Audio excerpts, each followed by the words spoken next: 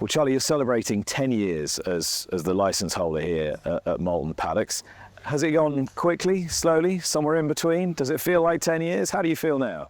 I have to say, it seems to only like yesterday that you and I were probably at Santa Anita there, welcoming in Outstrip there as being our first sort of Grade 1 winner, and time has flown. As I say, don't wish your life away too quickly, because it's amazing how fast it's gone, and it's been an amazing ride so far to date, and we're still very much enjoying it. I mean, can you remember how you felt when you saddled that first runner? I mean, can you remember the sense of responsibility you felt? Oh, for sure. Look, I've been, as I say, part of the furniture for many years before I was lucky enough to obviously become the licence holder here at Moulton Paddocks. But you know, it was a smooth transition, because I knew everybody in the system. I knew what was required in the system, and you know what our aims and goals were. So there was no pressure, and I was very lucky that the team around me, obviously from His Highness Sheikh Mohammed and all the management team, giving me all the support that was needed for me to be able to do what I was able to do. Was there any sense of the surreal when you actually saw your own name by a horse's entry? I have to say the most surreal moment was being at Santa Anita and stood there. As we know, it's the most picturesque racecourse in the world, and one of the most picturesque racecourses in the world, should we say. And you know, that moment was my first time standing there thinking, this is my first baby step in repaying somebody and a company of giving me the responsibility to be at the helm. And so you know, I felt that stood there, and as I having that first Grade 1 winner was my first small step in repaying a lot of people in the faith that they put into me and the team. Let's try and work out exactly how you arrived at Moulton Paddocks in the first place. Take me right back to the very beginning. Charlie Appleby, the boy riding ponies. Where were you? What were you doing? So I was brought up in the West Country with some great people down there. My parents are very kind. We always had ponies and animals around us, and done the usual natural progression through the pony ranks and going into the point-to-point scenes. I was point-to-point scene, and I was down there with Angela Knight and you know, some great people, the horsewomen, men and women down there in the West Country. Came through the Arab racing scene as well, so I got to sort of see plenty of colourful characters there as well. And then obviously joined the racing school, and left the racing school and went through just here at Newmarket. Yeah. So was this it with the idea of being a jockey at the time? Yes. That didn't quite go the way as planned. This is not widely known or publicised, to be fair, is it? No, I did try the jockey route as an amateur. You're going to be a jump jockey, presumably. Yeah, well, I did. Yeah, I was not so successful at getting around on a jump course, to be honest. I don't think I even got a clear round. But anyway, I did have a few rides point-to-pointing, and then, as I say, rode a little bit on the flat as an amateur in mainly Arab racing, which was great. I mean, I enjoyed it, and it was a great experience, and I felt that it's definitely stuff that I will look back on with fond memories, and definitely gave me you know, guidance into where I am now. I mean, for all that, you know, people who tried to be jockeys and it hasn't quite worked out, they always are quite self-deprecating and say, well, I couldn't really ride, whatever. Does it give you a little bit more empathy when you're dealing with your own riders here, do you think? No, for sure. And I think that, to be brutally honest with you, they respect you for it as well when you've done it yourself to a level. You know, as I always say to them, I wouldn't ask anyone to do anything that hopefully potentially I couldn't do myself at home. So, and I think, like I say, the team down for the years, I think we've got a good rapport, because, like I say, they sort of respect that I've been there and done it. And as I always say to them, you know, I've been very fortunate in my life of where I am and on what we've achieved here. But, you know, I have done it from the grassroots up. So, you know, I know every little trick in the book, and I know where people can be hiding or not hiding, because I've probably been there myself. And this is kind of what I was getting at, having that grounding in the West Country, in grassroots racing, and working your way up. It's not as though you've had entirely a sort of gilded life in Newmarket, and it's all just been handed to you on a plate. Do you think that gives you a bit of an advantage? I do feel so, yes. You know, because, like I say, the people around you working with you and for you, that they respect that, I feel. And from my own point of view, yeah, I think it's good to know, you know, as we said, the grassroots, really. I mean, you know, I say I've been very lucky. I worked in the yard, I was head lads, I did the travelling, so you know, travelled around the world, and that's why I think sometimes our international success has been on the back of, you know, some of the experience I picked up when I was travelling for Godolphin as a travelling head lad there, you know, to America and, you know, around Europe, that we've been able to utilise the experience I picked up there and hopefully put it to good use. You know, now we are where we are here at Moulton Paddocks. So having had that great grounding and then come to the racing school, then ridden as an amateur, had the Arab racing experience, the pointing, what eventually brought you to work for Sheikh Mohammed for Godolphin? Well, originally, I started my Newmarket life at Susan and Lester Piggott's yard, so that was a great experience, and they very kindly guided me in the right direction. So what sort of era are we talking here? So that was back in the sort of mid-90s. Okay, we won't tell, don't we? Mid-90s there, and then obviously I moved from when Susan retired. I joined David Loader. So was Leicester still riding at that point? Leicester was still riding, yeah, yes. on its second incarnation. That's right, yeah. So again, that was huge valuable experience. As I've stated before, I used to. It was a very small little run business towards the end, and there was only a small team of us there, and we were a little family. And many a time I sat there with Leicester and Barney Curley and watching the races, and I do generally say from that day I learned how to race ride race read, should I say, as I race read now, and they gave me great experience and guidance in doing so. As we know, you couldn't get two better characters to watch a race with than Barney Curley and Lester Piggott. So those are very fond memories, great days. But that then led me on to joining David Loader. Obviously, in his start when I joined him at that stage of his career, he was the juvenile king, as we know. And so he'd come back from Every, hadn't he? He'd been. No, this was before he went to Every. Right? Yeah, so this was pre-Every, and then we all joined and we went together to Every, which again was a great experience of learning a different style of training. So just remind everyone, people will have a little bit of nostalgia about that sort of brief period where David Loader sort of flew across the skyline like a comet and won just about every good two-year-old race. Oh yes, and his strike rate, as he keeps reminding me, I feel we have a good strike rate, but he does remind me that he at one time was firing off a 40% strike rate. So can you remember some of the horses? Blue Duster was one that I remember really well. Obviously, look, as we know, Dubai Millennium was there. Of course, yeah. It was firstly named Yasser, and then we changed his name to Dubai Millennium, and he went and broke his maiden at Yarmouth there, and then obviously went and joined Saeed and the team at Godolphin, and the rest was history. I'd forgotten he started out with David Loader. That's right, yeah. So great. He had, again, just going back from grassroots experience, that the team of people he had there now. Some of them are still have joined me here from those days, and but the team he had around him were fantastic, and we had. You learnt a lot from them as well. Great riders, head lads, assistants. So that was a fun time. Again, a lot of experience gained. It's a really interestingly woven tapestry, isn't it? From, as you say, the grassroots stuff that we talked about, David Loader, big flash Newmarket yard, firing out all these two-year-old winners, the sort of Lester Piggott, Barney Curley legends of the game. Do you look back on that and think, wasn't I lucky, or do you think, well, you make your own luck and you've got to open your mind up to lots of different experiences if you actually want to really get the best out of the game? I think you've got to not make your luck, but you got, of course, as we all know, be in the right place at the right time, but also be approachable and want it. You have to want it at the end of the day. You have to, if you want to go into a yard, you can quite happily just do your day-to-day routine, or you can just poke your head up a little bit more and just say, well, if there's something extra to do, I'll be happy to do it. And I have to say, I feel I've always put myself in that position to be able to do that, and thankfully people have noticed it and given me an opportunity, and then for you take it to the next level, and thankfully it just sort of snowballed from there on. Were you the kid that was always trying to make an impression? I always used to turn up with my fake Gucci shoes, trying to look good anyway.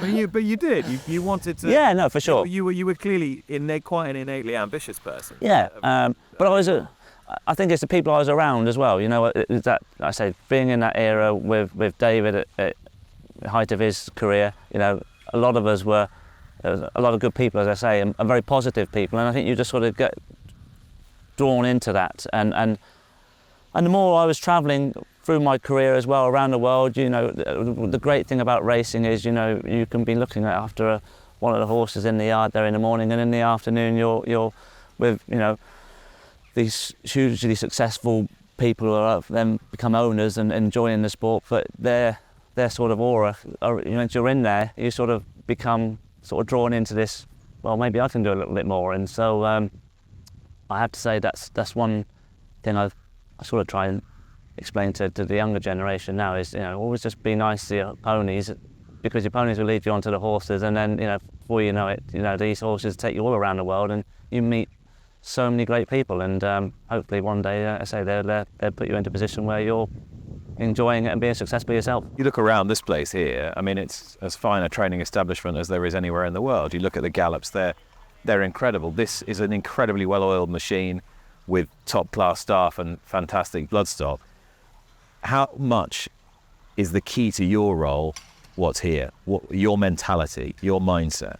I think mentally, I think you have to obviously be very stable, and as I think anybody running a big business or a company, at the end of the day, you want to look up to your leaders with hoping that they've got a nice steady hand on the tiller, as they say.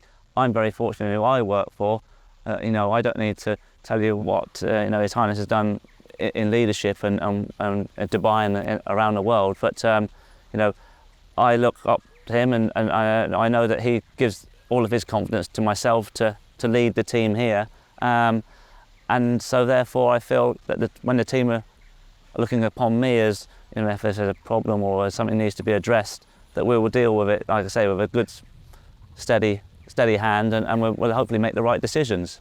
For me, looking down on the team, I have great confidence that I have the right people in the right positions, and that's been a game changer. I have to say, we're in our 10th year now. We started off winning races, and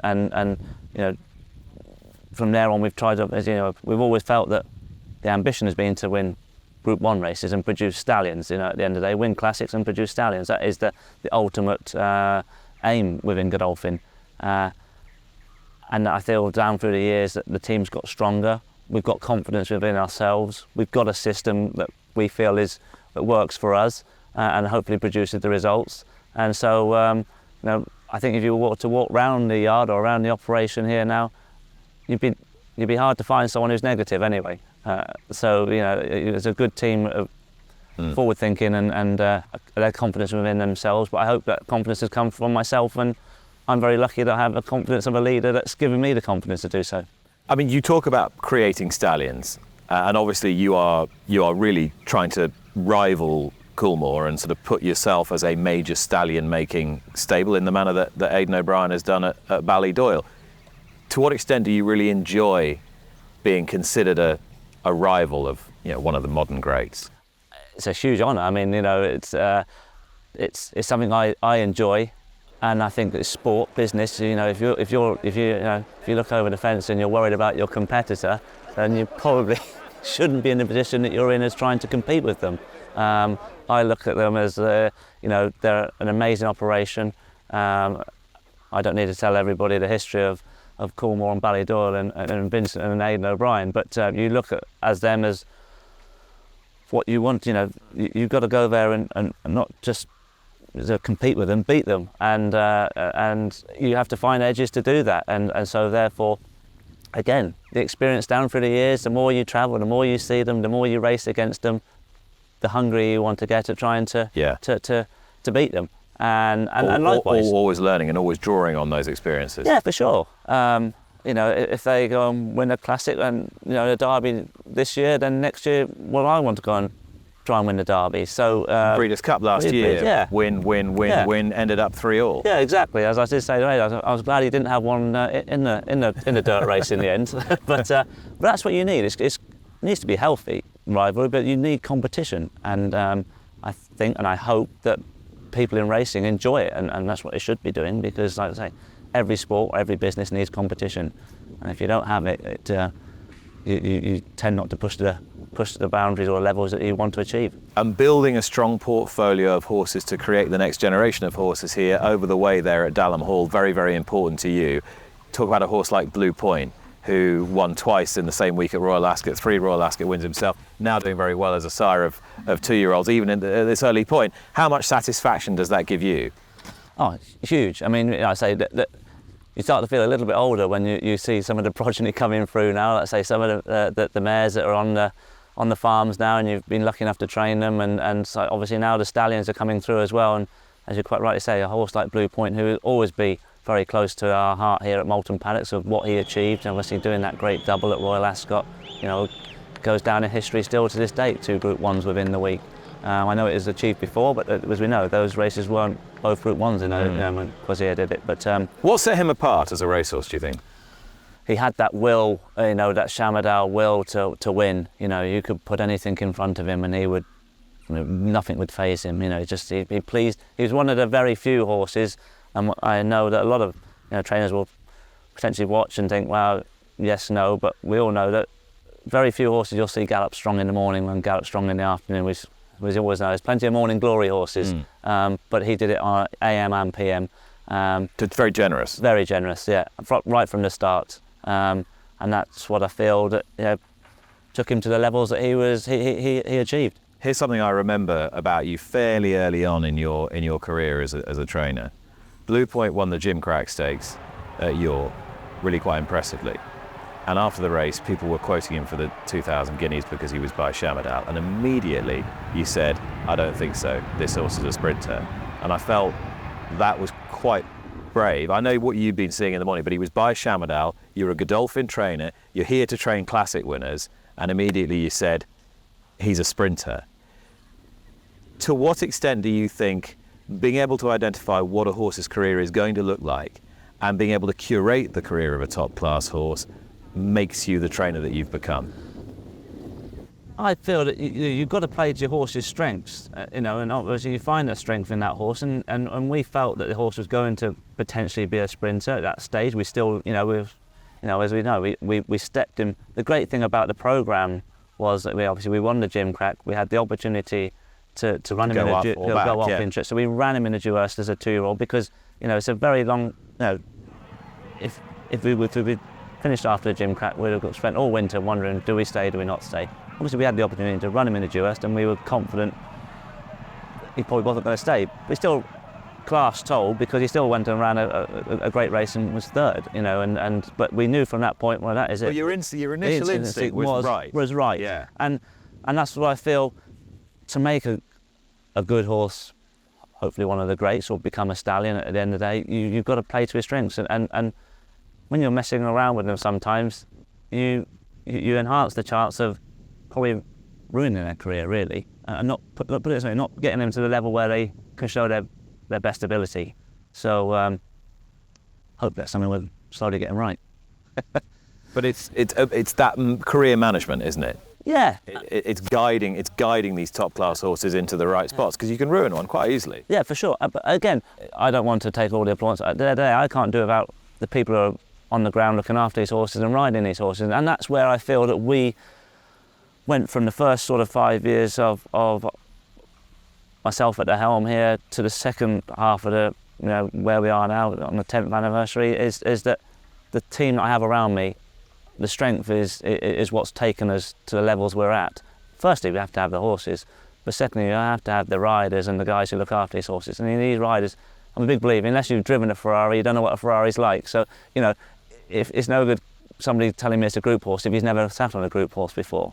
Whereas we have the team here now, they've sat on plenty of group horses, classic winners, and so I was just thinking, you're in this very, very luxurious position of somebody saying they need to tell you if it's not a group horse here, don't they? That's the thing. When you're dealing in large numbers that we are, you have to be able to identify. You can use as much time and effort and into an ordinary horse as you do into a Group 1 horse. As exercising, looking after it. So the system, you have to try and to identify what levels you're going to be dealing with your individuals. And having lads here, we've got Willie Ryans, who obviously going back to Blue Points. I mean, Willie always says it's one of the fastest 2-year-olds I've ever sat on. And he sat on plenty of faster horses when he was at Henry Setzel's, I can assure you. So those from the early days were great people. Paul Edery's and the team that we have here now is, as I said, Shane Featherstone's been often documented as in horses he sat on here for us, but when he sat on, Motivator and Frankel, when he says this horse feels good, i.e. Gaff, he's good, and ultimately he goes on and does what he does. So those are the strengths to the team, is having people around you who have dealt with good horses and a good horseman. I was thinking about staging posts through your career, and you mentioned Outstrip at the Breeders' Cup, standing there in the foothills of the San Gabriel Mountains thinking, really have I just done that? Probably a bit of imposter syndrome at the time, I should think. You talk about Blue Point, the 2 wins at Royal Ascot, making stallions, and you just mentioned Gayat there. He strikes me as one of those horses that, and until he does what he needs to do as a stallion, he might just sort of slip through the historical cracks a little bit, and people don't really remember quite how good he was. No, obviously, we know a lot of his achievements were during the COVID years. Yeah. So, unfortunately, there wasn't the crowd there to appreciate what he was doing on the racetrack. But I'm confident that a horse like Godolphin won't be forgotten. What he achieved as a racehorse was phenomenal. I mean, he's highest rated older horse, he was champion older horse. Do you think he's the best horse you've trained? Best middle distance horse we've trained, yes. Yeah. That year, obviously, it was the year of Masar as well. He was a horse that we felt at the time in the spring was going to be our Derby horse, and met with setbacks there during his early part of his 3-year-old career, and then thankfully Masar was there, paving his own career to the highest level and going ahead and winning the Derby. But Gaff was always that slightly more slow burner, and I would say he was the best middle distance horse I've ever trained anyway. Was he one of those where you just stopped that little bit longer at his box? One of those type of horses? Yeah, but it was good. 2 horses, I'll always say, AM and PM horses, Gaff and Blue Point. One was a sprinter, one was a mile and a half horse. You could put them together. Gaff was that had that much natural pace, but you couldn't wait to watch them gallop in the morning, because you got a buzz out of it. And then, like I say, they went to it in the afternoon. So just, like I say, it's unusual to see it done AM and PM, as I always keep going back to. What does a horse need to do to really get to you, to really move you, to really kind of get inside your heart as well as your head? Obviously, you see them as a physical, and you see this good-looking individual there that's got that eye, you could just see it in their head, and especially a Derby. I'm always going to beat the drum more so than anybody about a Derby, but I've had the experience of them so much, and when you see that Derby and that eye, you gain confidence in, I think this is a good horse. So what's in that eye? Is it It's a big, strong eye. It's open. It's, as I always say, it's looking to the future, and those Derbys those good Derbys out there, and there's plenty of them. I'm sure if you go back and look at them, they've all got a great eye and a great head on them, a strong head. It's like looking at anybody as a physical. Most people in sports, obviously, it's a physical strength you want to see, isn't it? And so when you're walking around the yard, you want to see that physical strength in the racehorse, that when it comes to stepping into the ring on round 10 or 12 there, that he's not going to falter. He's still there and still wants it at the end of the day. You talk about a horse like Masar, who you mentioned, another great staging post of your career, first Derby win, first Classic win, first Derby winner in the Royal Blue of Godolphin, which was a great significance as well. You took him to the Breeders' Cup Juvenile Turf at Del Mar, and he had the shocking trip, but for which he might have won, finished 6th or whatever, still ran well. You ran him on the dirt in Dubai as well. So he had a pretty kind of peripatetic career by the time he landed up as a Derby horse. He did. That wasn't all thought forward processing or just planning. Take the credit now, look back and say, I did all these nutty things because... He went to, look, at the end of it, he went to the Breeders' Cup because he'd gone through that sort of process that we've done with a few of our juveniles before, as outstripping horse, a couple of horses like that we felt that he was the right horse to take to a Breeders' Cup. His size, he was nimble, he was good moving horse, balanced, and had enough experience to take to a Breeders' Cup. That was first and foremost. Obviously, as you say, we didn't have a great trip round there, but you put that away. We still felt that the horse had a good level of ability. We took him to Dubai with no sort of thought process to run him there, to be honest. It was to sort of take him to Dubai, let him winter away and look towards a guineas prep. But he become a bit of a handful in Dubai, so we thought, right, it's time to put some manners back on you again. And to be fair, that's why we sort of got, all of a sudden, he was a horse that was going around on our dirt track there, finding life very easy, kept stepping him up, doing it even easier. Took him for our one run round on at Maidan there. Unfortunately, we didn't have a great post position. We were drawn wide. Rest is history. Didn't really turn up. But what we gained out of it, again, it never worried me. The horse was beaten. a lot of people would have said, well, you've got a good horse beat him. But what he gained out of that whole experience on that dirt, it toughened him up even more so for his 3-year-old career. That obviously we saw he came out and won the Craven in wide 10 lengths, and then he went and ran a very creditable race in the Guineas, and we knew then that he was a horse that gained enough experience that we didn't have to run again. The gamble was, did we stay in a Derby? Yeah. But as respects to experience to a Derby, as we know, Derby Day can be very daunting for a lot of 3-year-olds. But he travelled the world. He ran on a few different services, and when he turned up on Derby Day, he was the right horse. Yeah, and you talk about making stallions, and when you're by a Derby winner, and you approach and you're inbred to urban sea, the dam of sea, the stars in Galileo, you've probably got half a chance, haven't you? For sure, you've got half a chance. But again, we've seen it many times before. You know, you can go to Epsom with these fantastic pedigrees, but sometimes it's known. It's the biggest mental challenge for any 3-year-old at the stage of their career. Could you sleep quite easily that night on the basis that you were Charlie Appleby Derby winning trainer? It took a little while to sink in, to be honest. I mean, the following day we were off to France for the French Derby. Unfortunately, we never got a result there, so that soon put you back on a level. And but also, again, I've been in the operation for so long. They've Godolphin have been at these heights for most of their career. But there hadn't been a Derby winner at Epsom in the Royal Blue. No, for sure.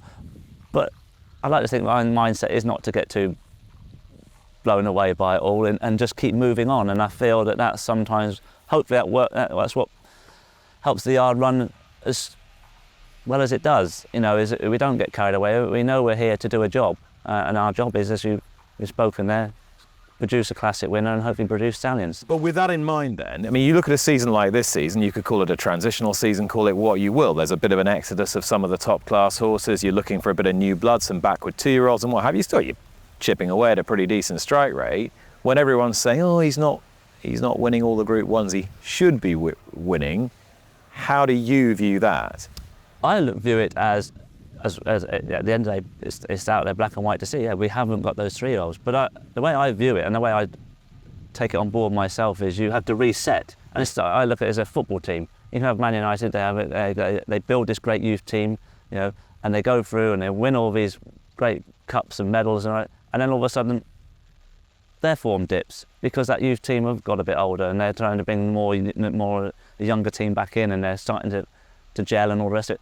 You know, that's where we are. You know, you'd love to be able to say year on year you're going to have the best juveniles. Unless you've got the top juveniles, you know your fate is you're unlikely to be going to be competing at that classic level as a 3-year-old. Sure. And so therefore, you know, where we are now, we're in the process of these 2-year-olds, you know, running and starting to win races. And so the vision is, you know, we're looking to next year, hoping to find this Group 1 winning 2-year-old, or 2-year-olds hopefully, and that will then put us back on the platform as being a classic contender again next year. But without wishing to rest on your laurels, is there a sense where you can look back at last year, and it's only 2022, where you can go, right, I had 3 miling classic coals, one of them won the English Guineas, one of them won the Irish Guineas, one of them won the French Guineas, and it's only 5 minutes ago. That's it. I mean, that's the great thing about our sport, isn't it? You can achieve these heights, and then, you know, I say 6 months later, you're there, you know,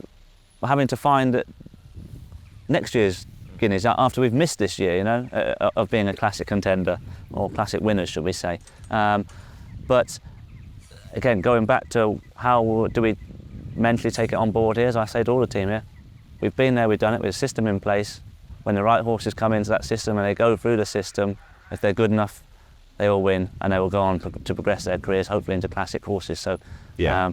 When the stock comes through the system, we're confident that you know, if they're good enough, they'll be there. That is a great achievement, English, French, Irish, same season with three different colts as well. It's worth just dwelling on that for a little bit. I as you know, had a massive soft spot for Caribus, who we sadly lost later in the year. A huge unfulfilled potential in many respects. How big a loss was he? For sure. I mean, big loss for ourselves here within Moulton Paddocks, but more importantly, a big loss for the industry, because as we know, a great Guineas winner, and I went on to win at St James's Palace, as we say. That's credit to the horse, because any of those classics, of course I can sort of give a little bit of insight to it, but if you ask to speak to Aidan, he can give you a better insight again. But it's so testing for a 3-year-old to be running, being prepped for a Guineas, and that's why it was. You asked earlier about what sort of buzz do you get out of winning certain races. When Native Trail won the Irish Guineas, and that was the 3 Guineas capped off there, I got immense pleasure out of that, because that was 3 colts that from January onwards never missed a beat, never missed a canter, never missed a gallop, just ticked every box, and for the 3 of them to be able to do it was amazing, because as we all know, you can start off with 6 and you might be lucky to end up with 1 that can hopefully go and win an English Guineas. For all 3 of them, and they were the only 3 that never missed a beat, and like I say, turned up English, French and Irish. There's one of the few moments I stepped back and thought, that's history. You enjoyed that, didn't you? I did, yeah. I remember Great coming buzz. to see them here in 3 adjacent boxes. Yeah. 3 very different horses physically. Yeah, for sure. 3 really classy horses. I thought, well, he's never going to pull this off. I guess Modern Games was considered, as a 2-year-old, the least talented of the 3, but what he's done for everyone here has been spectacular. Is he just a bit of a dude of a horse, really? He is. I mean, he is your typical Derbawi. Caribus was a fantastic looking colt, son of Derbawi. Well, it's gorgeous. One of the most bit of a showman. Bit of a showman. Yeah, good head, good body. It was just a very handsome horse.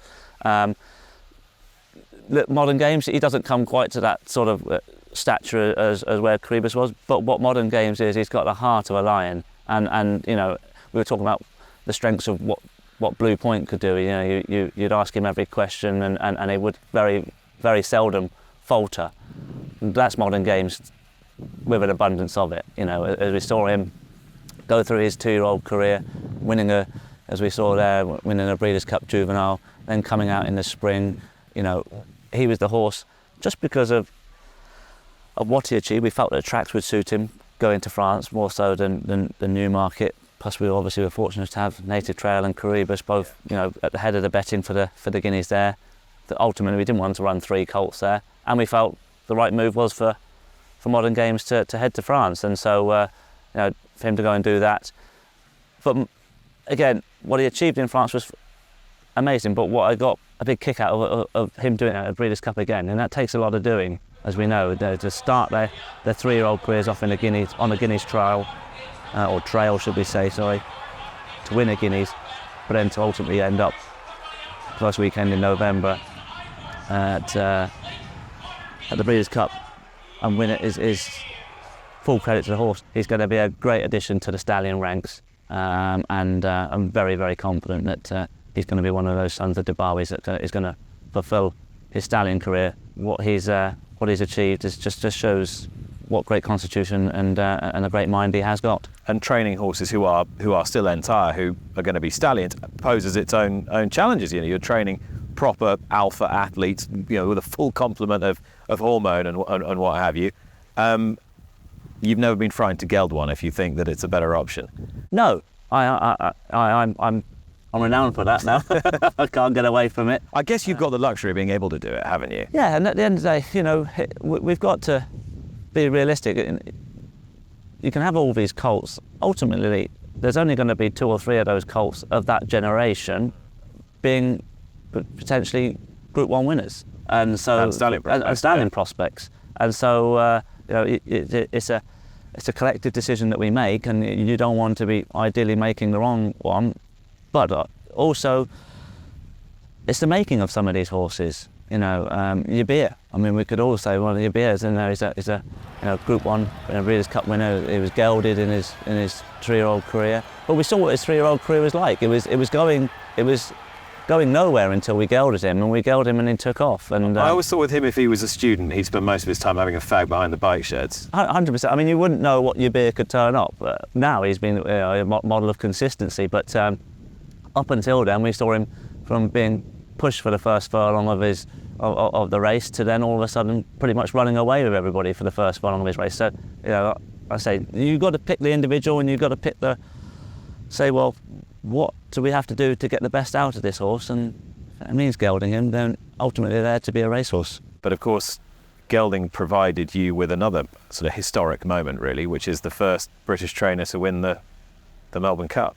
Yeah, with cross counter. That's right. And he didn't just win either, did he?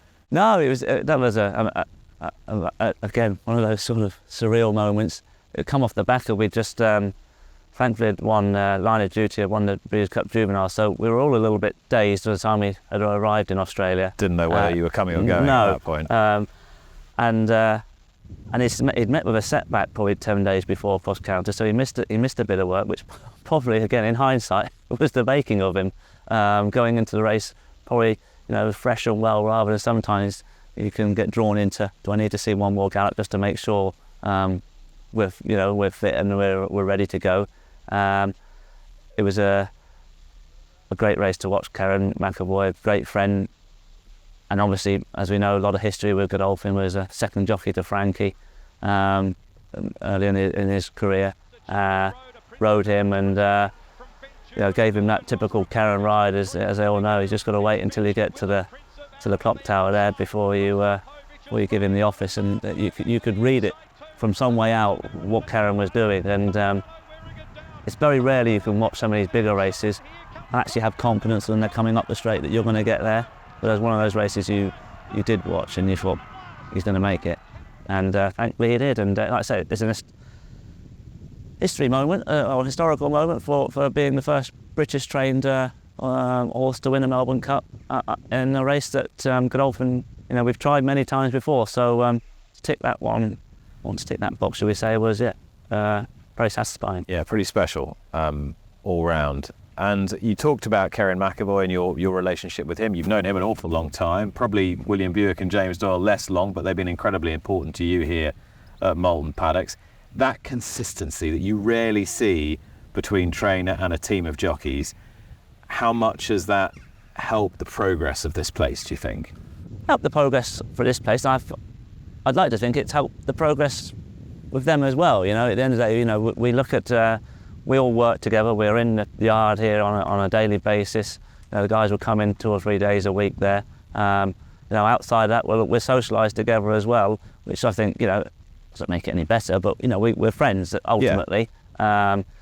Karen was on the phone this morning just to ring up and ask how the family and everybody are. But going to back to William and James, is that we have this great working relationship that we look at things constructive. We know, you can watch a race and it's very easy to walk away and think, oh, I wish he'd done that, or wish they'd gone up the inside, I wish they'd held and done something different.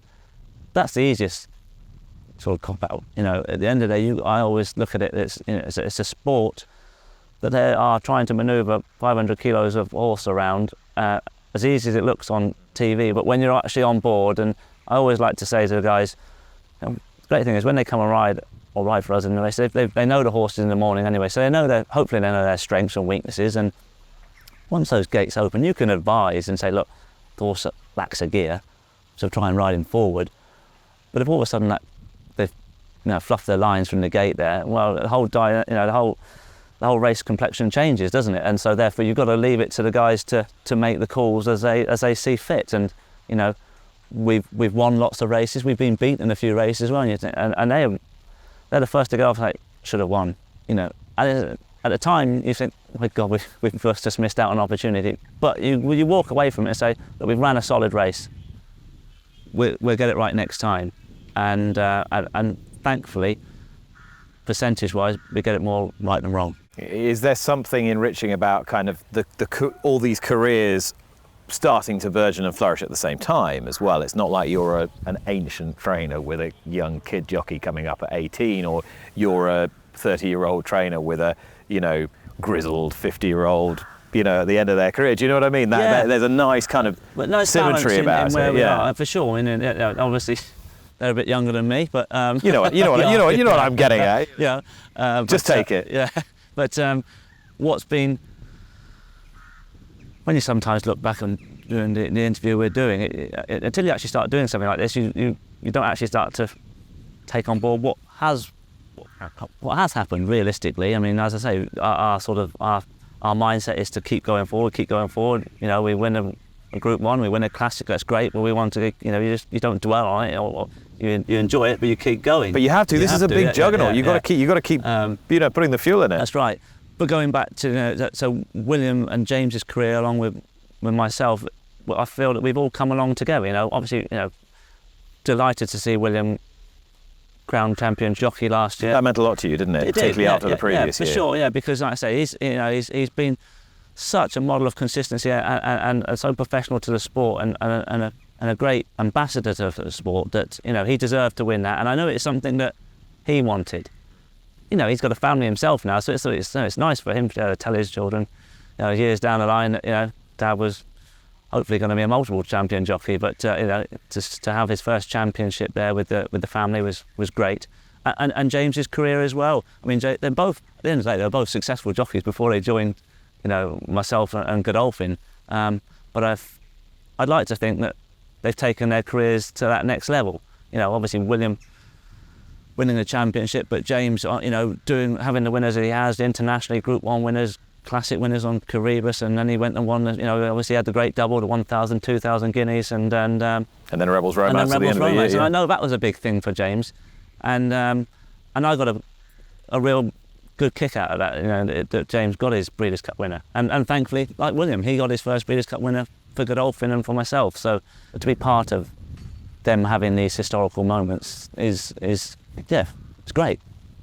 You talk about family. You've got 4 children of your own. You run this place. We're all trying to juggle lots of different things in our lives, but it strikes me that you've been completely unapologetic about being committed to one and the other at the same time, and just give it all, everything, as much as you can. It's a kind of big open way of looking at things. For sure, and I'm very lucky in all the family support I get. But again, that stems from who looks after me. You know, they love to see the family involved as well, you know, and you know, so therefore it makes my life easier that they are totally understanding of what we're trying to achieve, but also at the end of the day we have a life, we have a family, and you know, in years to come they're always going to be there, and so for them to be part of it, especially at an age where they're at now, they're enjoying it, I know.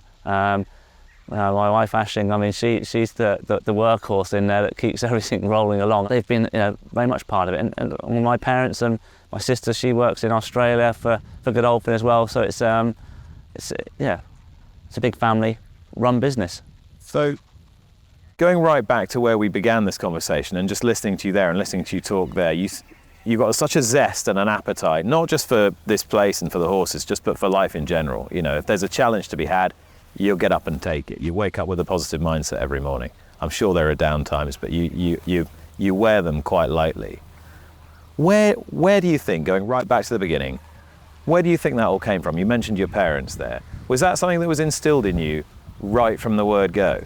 I'd have to say yes, in a fashion that everything we did, we put everything into. Whether it's a pony, you know, we wanted to try and, you know, like all kids do, you want to win, don't you? You know, if you're on your pony at Jim Carner's or whatever event you're at, and God bless them, we never had the best ponies, but they were tried, and they're all well tried. We tried to win on them. If we didn't win, you know, if you fell off, you get. I mean, as I always say to my children now, they're competing and will get upset, because this day and age it's if you're not winning, sometimes they say it's taking part. Well, I'm not a believer in taking part. You go there to win or not. And so therefore, from the children's point of view, you know, they can find it sometimes more challenging. Well, I always say to them, I went to shows and I used to get rosettes for the best entertainment because I fell off that much. So, but it wasn't for the want of trying. That's what I'm trying to get to. So you've got to get back on. As they always say, you know, you might fall off off the bike or off the horse, but just get back on and give it a good go, and hopefully you'll succeed. Charlie, thanks so much for talking to me. Nick, pleasure. Thank you very much. Cheers. Boom. We're done. Mic drop. Watch live racing now on racingtv.com.